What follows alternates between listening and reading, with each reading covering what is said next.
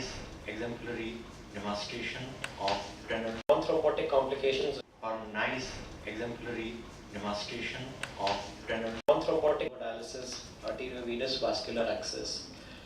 The complications which are frequently encountered are those of infection, heart failure, distal ischemia, aneurysm and pseudoaneurysm formation, venous hypertension, median nerve injury, the complications associated with chronic extremity grafts, and seroma formations. Starting with AV access infection, which is very frequently encountered complication and responsible for almost 20% of graft losses.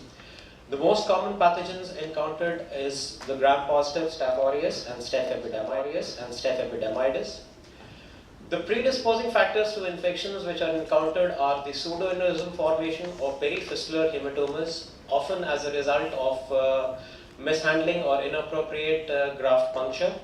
Severe pruritus, which is present in our patients, which is spread over needle sites, and patients who use intravenous drug abuse leading to fistula disruption. Also, any kind of surgical manipulation which can occur can also lead to. The prophylaxis which is used most commonly is that of nasal mupirocin to eradicate nasal carriage. Although this frequent usage of mupirocin is associated with resistance to mupirocin, and so this should not be used as frequently, but it should be reserved for patients who have got repeated infections or patients who have, or in a dialysis center where there is epidemic proportions of Staph aureus nasal carriage. Antibiotic prophylaxis routinely is not recommended and has not been found to be very successful in preventing fistula infections. Although antibiotic prophylaxis should be indicated prior to any kind of AV access placement or any kind of manipulation therein if those grafts are being undergoing. Intravenous antibiotics, usually a gram-positive and a gram-negative coverage together is necessary, followed plus minus with some kind of a surgical drainage. 6 weeks of antibiotic therapy for an AV fistula and 3 weeks of antibiotic therapy for grafts is that recommended by the DOKI guidelines.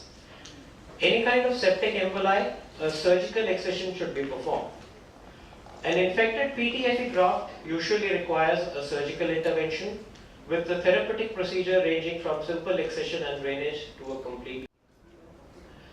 However, in spite of all these interventions, if there is persistent fever or bacteremia, then a secondary source like an endocarditis or osteomyelitis should be considered.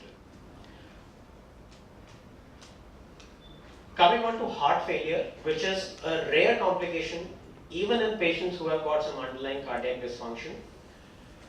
This is usually because the fistula increases LV hypertrophy, there is increased cardiac output, there is increased left ventricular end diastolic diameter in dysfunction, and also there is an increased ANP and BNP secretions. High output cardiac failure is usually seen in fistulas who have got flows more than 20% of the cardiac output. So in a patient who has got an NYHA class 3 or 4 heart failure, the recommendation is that they should be shifted to PD rather than going in for any kind of grafts or catheters. But if PD is not possible, then they should go in for a tunnel catheter. The treatment for a patient with heart failure, the banding is recommended, which will limit the fistula flows. In most of these circumstances, this banding will lead to closure of the fistula. However, if this does not also help, then surgical closure of the AV access is required. And the patient should be then shifted over to a peritoneal dialysis or to a long cuff. I'll just briefly go through distal ischemia because this is a separate topic. Patients who have got severe peripheral vascular disease leads to arterial blood flow, shunting of the arterial blood flow into the fistula. The reverse flows usually occurs if the diameter of the fistula is greater than the diameter of the feeding artery. And symptomatic seal occurs when there is an absence of collateral flows or if there is. Usually the seal with AV grafts are seen within 2 days of surgery, but seal associated with AV fistulas may be delayed to up to 6 months because of the repeated flows into the fistulas. This is usually observed in 20% of the patients with upper extremity grafts, and intervention may be required in as many as 4%. Patients who have got severe symptoms like an absent pulse or cold extremity, they require an immediate surgical intervention. But patients who have lesser symptoms like paresthesias with a sense of coolness, with retained pulses, they usually improve over a period of weeks because of collaterals. So the best policy in those patients would be to just wait and watch. But if there is an increase in the symptoms, then they should undergo a surgery. Physical evaluation basically does not help much, and imaging is required.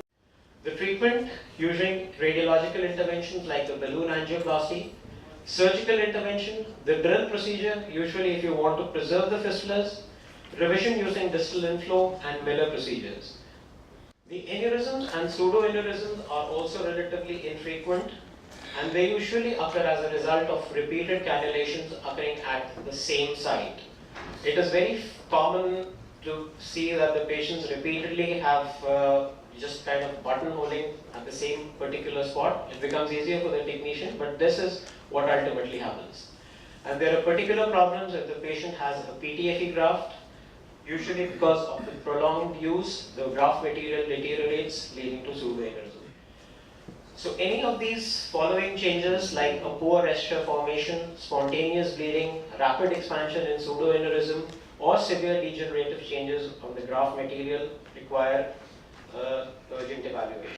Smaller defects, usually which are less than 5 millimeters, they can be mostly curtailed using occlusion by direct compression under the ultrasound guidance with or without thrombin.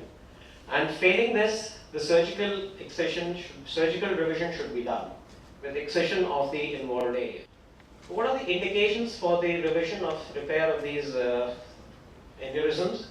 One is severe degenerative changes, a pseudoaneurysm which has all these features like which is symptomatic, or there is the non-viability of the overlying skin.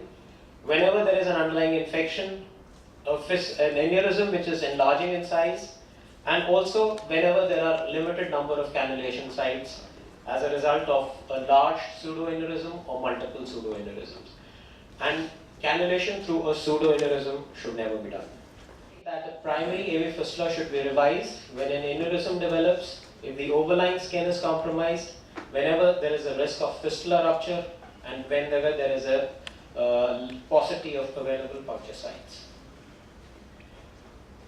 A valvular incompetence of a vein draining a vascular access or any central venous stenosis, it results to chronic elevation of venous pressures leading to venous hypertension, leading to presentations with severe edema, skin discoloration, access dysfunction, and peripheral ischemia.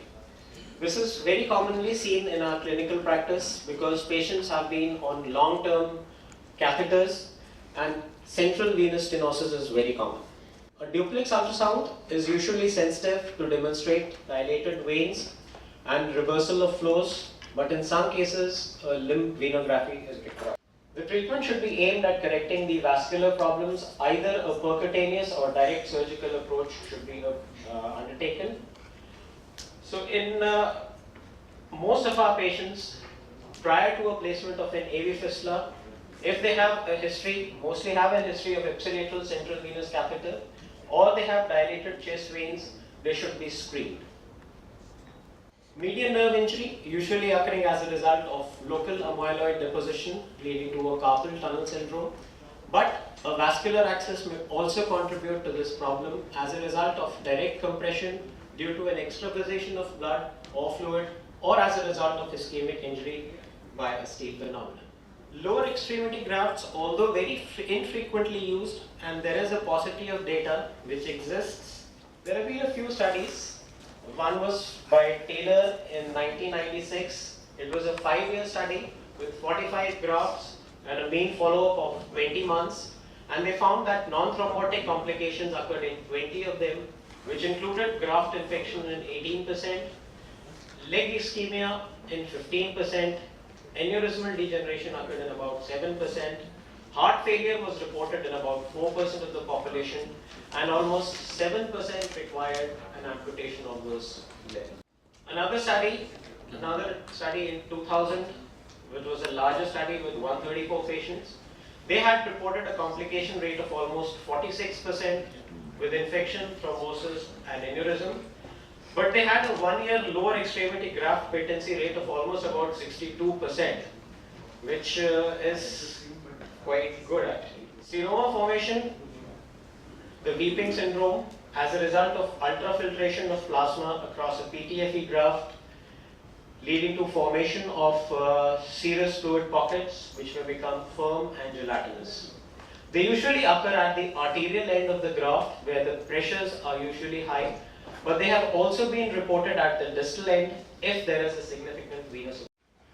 They are usually slow, beginning within 30 days after the implant of the graft. A fistulogram should be performed to exclude a central venous stenosis, and a revision of the arterial end of the graft with interposition of the collagen impregnated Dacron segment is frequently curative.